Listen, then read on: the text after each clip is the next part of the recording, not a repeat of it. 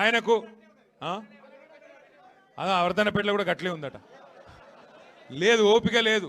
మీరు చూస్తున్నారు, ముఖం బాగాలేక వెనకటి కూడా అద్దంబల కొట్టిండట. గట్లున్నది రేవంత్ రెడ్డి కథ. నడపశాత అయితే లేదు. అప్పుడేమో అడ్డమైన అబద్ధాలు చెప్పిండు, గద్దెనికి కూర్చున్నాడు. ఇలా నడపశాతం అయితే లేదు. తెల్లారులేస్తే కేసీఆర్ని తిట్టుడు తప్ప ఇంకొక పని శాత కాదు. ఏమైందిరా భయ్ నీ 15,000 రైతు బంధు అంటే లాగుల తొండలిడుస్తా అంటాడు. ఏమైరా 2,500 వారి 2,500 ఇస్తా అంటివి, 100 రోజులు ఇస్తా అంటివి, ఏం సంగతి అంటే నీ పేగులు మెడలు వేసుకుంటా అంటాడు. నువ్వు గట్టి గడిగినావు అనుకో, ఏమైనా తులం బంగారం అంటే గుడ్లు వీకి గోటీలు ఆడతా అంటాడు.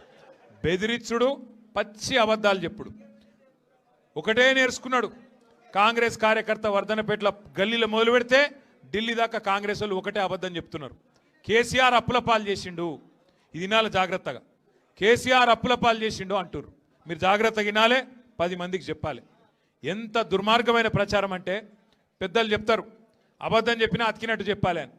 ఒక మంత్రి ఏమో 6 లక్షల కోట్ల అప్పు అంటాడు, ఇంకో మంత్రి 7 లక్షల కోట్ల అప్పు అంటాడు, ముఖ్యమంత్రి ఏమో 8 లక్షల కోట్ల అప్పు అయింది అంటాడు. అసలు ఎంత అయింది అప్పు, కేసీఆర్ ఎంత చేసిండు అని చెప్పి ఒక బీజేపీ ఎంపీ మొన్న పార్లమెంట్లో బీజేపీ ప్రభుత్వాన్ని అడిగిండు. మీ దగ్గర మొత్తం ఉంటాయి కదా హిసాబ్ కితాబు, ఎందుకంటే మీ కిందనే ఆర్బీఐ ఉంటుంది, రిజర్వ్ బ్యాంక్ ఆఫ్ ఇండియా ఉంటుంది, అన్ని రాష్ట్రాల లెక్కలు వాళ్ళే చూస్తారు.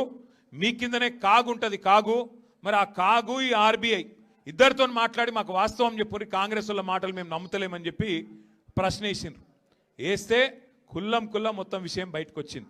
ఏం చెప్పింది ప్రభుత్వం, కేంద్ర ప్రభుత్వం, రిజర్వ్ బ్యాంక్ ఏం చెప్పిందంటే కేసీఆర్ గారు గద్దెనెక్కినాడు జూన్ 2, 2014 నాడు రాష్ట్రం నెత్తి మీద ఉన్న అప్పు 72,000 కోట్లు. కేసీఆర్ గారు గద్దె దిగినాడు డిసెంబర్ 3, 2023 నాడు 3,50,000 కోట్లు. అంటే 3,50,000 వెళ్ళి విరాసత్గా వచ్చిన 72 తీసేస్తే 2,80,000 కోట్ల అప్పు 10 ఏళ్లలో కేసీఆర్ చేసిండు. సరే చేసిండు 2,80,000 కోట్లు. ఏం చేసిండు కేసీఆర్? మరి అన్ని సగబెట్టిండు. ఏం సగబెట్టిండు?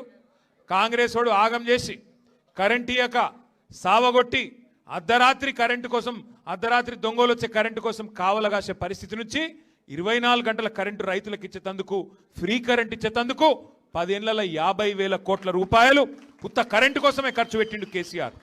అట్లాగే 1,00,000 కోట్లు, 93,000 కోట్లు కరెక్ట్గా చెప్పానంటే కాళేశ్వరం లాంటి ప్రాజెక్టు కట్టి మొత్తం గోదావరి పరివాహక ప్రాంతంలో బెహతరీన్గా నీళ్ళిస్తే ఇవాళ మొత్తం వరి ధాన్యం ఉత్పత్తిలో భారతదేశంలో నెంబర్ 1 రాష్ట్రం చేసిండు కేసీఆర్. అట్లాగే రైతన్నల కోసం స్వాతంత్రం వచ్చిన తర్వాత ఏ నాయకుడు ఇయ్యలే 70 లక్షల మంది రైతుల కోసం 73,000 కోట్లు